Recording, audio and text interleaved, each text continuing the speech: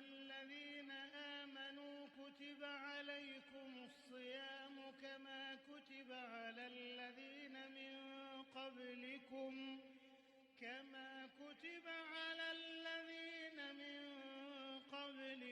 لعلكم تتقون أياما معدودات فمن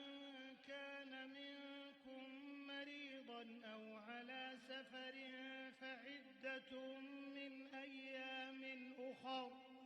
وعلى الذين يطيقونه فدية طعام مسكين فمن تطوع خيرا فهو خير له وأن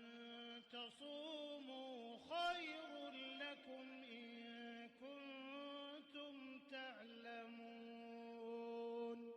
شهر رمضان الذي أنزل فيه القرآن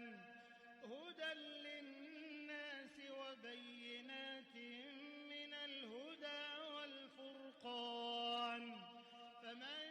شهد منكم الشهر فليصم ومن